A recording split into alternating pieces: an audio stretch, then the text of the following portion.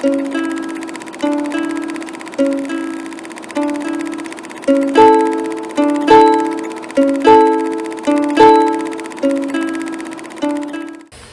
여러분 안녕하세요. 안도사입니다. 오늘의 찍을 컨텐츠는 제가 축구를 지도하면서 그리고 축구를 배워보면서 가장 좀 중요한 키워드 중에 하나가 뭘까라고 생각했을 때 많은 게 있겠지만 그 중에서도 좀 사람들이 많이 간과하고 있는데 굉장히 중요한 그 부분이라고 생각하는 그 주제를 오늘 다뤄보려고 하는데요. 그것은 바로 상황인식입니다. 상황인식. 자, 상황인식이 뭘까요, 여러분? 상황인식은 말 그대로 경기 상황에서 주변을 잘 살펴서 좋은 판단을 내리는 것, 이것이 바로 또 상황인식이라고 할 수 있는데요. 쉽게 이야기를 해서 주위를 잘 살피는 거예요. 주위를 언제? 공이 있을 때, 그리고 공이 없을 때. 자, 오늘은 상황인식에 대해서 배워볼 건데 한 4가지 정도로 한번 목차를 정해가지고 진행을 한번 해보도록 하겠습니다. 첫 번째는 상황인식이 왜 중요한지, 그리고 두 번째는 상황인식이 잘 됐을 때와 안 됐을 때, 그리고 세 번째는 언제, 어느 타이밍에 봐야 되는지, 그리고 네 번째는 어디를 봐야 되는지, 이 네 가지를 테마로 해서 한번 진행해 보도록 하겠습니다. 자, 그러면 첫 번째로 상황인식이 뭔지에 대해서 말씀을 드리도록 하겠습니다. 상황인식은 쉽게 이야기를 하면 주위를 잘 살피는 거예요. 주위를. 볼이 있을 때 혹은 볼이 없을 때. 왜 살펴야 될까? 주위를 잘 살피지를 않고 볼을 받게 되면 실수들을 많이 하게 돼요. 좋은 판단을, 좋은 선택을 할 수가 없어요. 만약에 선택지가 롱킥이 있고 슈팅이 있고 드리블이 있고 패스가 있는데 이 4개의 옵션 중에서 가장 좋은 선택이 분명히 있어요. 확률적으로.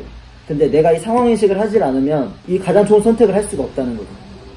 자, 그래서 상황인식 능력은 정확한 판단을 하고 가장 좋은 선택을 하는 능력을 상황인식 능력이라고 하는데, 결국엔 축구는 이 발기술도 좋아야지만 먼저는 이 생각, 인지 능력, 내가 지금 축구를 함에 있어서 가장 좋은 선택, 좋은 판단을 내릴 수 있느냐, 이게 또 굉장히 중요한 부분인데, 그래서 항상 특히 모든 포지션이 상황인식을 잘 해야 되지만 그 중에서도 가운데 라인들 있죠. 센터백, 미드필더, 포드, 이 가운데 라인들은 특히나 상황인식을 더 신경 써서 더 잘해야 돼요. 자, 그 다음 두 번째는 상황인식의 중요성인데, 상황인식을 잘했을 때 그리고 못했을 때 어떻게 되는지 설명을 드리도록 하겠습니다. 상황인식이 잘 안 됐을 경우에는 어떤 일이 있었냐면, 제 경험으로 비춰봤을 때 주위를 이렇게 자주 살피지 못하게 되면 볼을 받았을 때 상대와 부딪히는 경우가 많이 있었어요. 그리고 상황인식이 잘 안 됐을 때 또 일어난 일들 중에 하나는 뭐냐면, 경기의 템포라는 게 있잖아요. 템포가 빨리 가져가야 될 때가 있고 좀 느슨하게 가져가야 할 때가 있지만, 대개는 이렇게 빨리 가져야 되는 타이밍에 볼을 받아서 상황인식이 안 되니까 볼 터치가 많아지면 많아질수록 속도가 느려지겠죠. 그리고 반면에 상대 선수들은 좋은 위치에 수비 대형을 갖추기 때문에 좋은 공격 찬스를 만들어가기가 어려워져요. 그래서 이 상황인식이, 그러면 내가 잘하게 됐을 때 그런 장점으로는 일단 방금 서두에 말했던 것처럼 경기의 템포를 살려갈 수가 있어요. 또 하나는 상황인식이 잘 되어지면 아무래도 바르셀로나를 딱 상징 떠올려 보면 굉장히 이제 티키타카를 유행시켰잖아요. 그렇게 패스 위주의 플레이, 짧게 주고받고 원터치 혹은 투터치로 이렇게 해나가는 플레이들을 하는 걸 볼 수 있는데, 그 전에 더 중요한 게 이루어져야 되는 부분이 상황인식이라고 생각해요. 상황인식이 되지 않으면 절대로 원터치 패싱, 그리고 투터치 패싱, 2대1 패스, 3자 패스, 이런 부분들이 일어나기가 쉽지 않다고 생각을 합니다.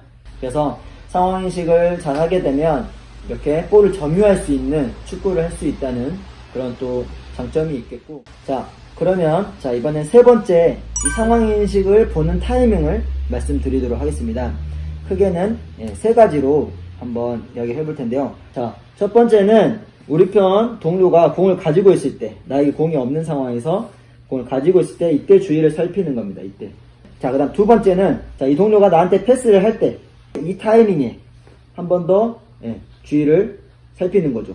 첫 번째 그 상황에서 지금 두 번째 상황으로 바뀌었을 때 상대편 동료가 과연 나한테 압박이 오고 있는지, 혹시 우리 편 동료의 움직임이 있었는지, 그것까지 한 번 더 체크를 해주면 더 좋겠죠.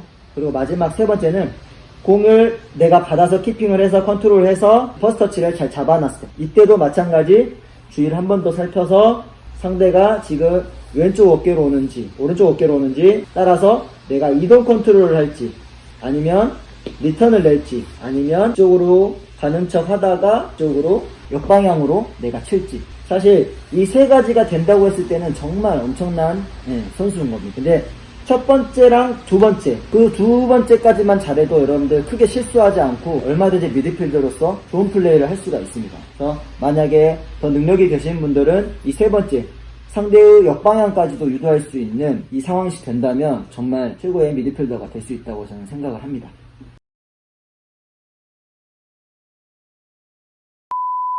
자, 그러면 마지막으로 네 번째, 그러면 상황인식을 보긴 보는데 어딜 봐야 되는지, 어디를 우선순위를 봐야 되는지, 이 부분은 사실 각자 선수마다 개인차가 있고 또 각자의 또 생각과 또 플레이 스타일이 다르기 때문에 정답은 없다고 생각합니다. 근데 제 경험으로 봤을 때 일단은 미드필더를 기준으로 조금 할게요.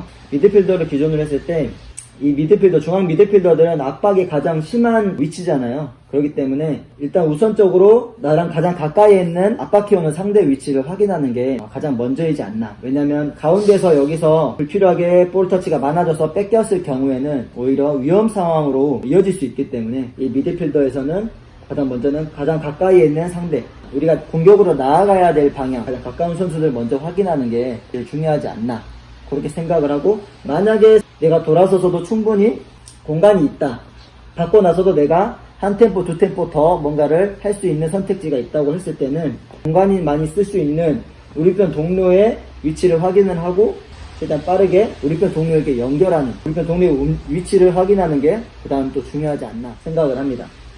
자, 그리고 또 하나 추가로 이야기를 하자면, 상황인식을 하는데 우리 골대가 저기고 상대편 골대가 저 반대편이라 했을 때 우리 편 골대를 마주한 상태에서 보려고 하면 이 각도가 다 못 보잖아요. 근데 내가 몸을 하프턴으로 열어서 보게 되면 이 180도 상대편 골대까지 이 오른쪽 면은 다 보이게 되겠죠. 그래서 몸을 반을 열어서, 하프턴으로 몸을 열어서 볼을 키핑을 하게 되면 닫고 상황인식을 하는 게 아니라 몸을 열어놓고 상황인식을 하면 많은 가용 범위를 볼 수가 있다는 거, 그런 장점이 있겠습니다. 자, 오늘은 그러면 이론을 이렇게 한번 살펴봤고, 다음 편에는 여러분들 실제적으로 이 상황인식에 도움이 되는, 향상시킬 수 있는 훈련들을 단계적으로 찍어보려고 하는데, 여러분 또 그 훈련을 통해서 그렇게 여러분 실력 향상을 해 나가셨으면 좋겠습니다. 혹시라도 궁금하신 부분 있으면 언제든 댓글 달아주시면 감사하겠습니다. 자, 오늘 영상이 여러분 유익하셨다면 구독과 좋아요, 알림 설정까지 부탁드립니다.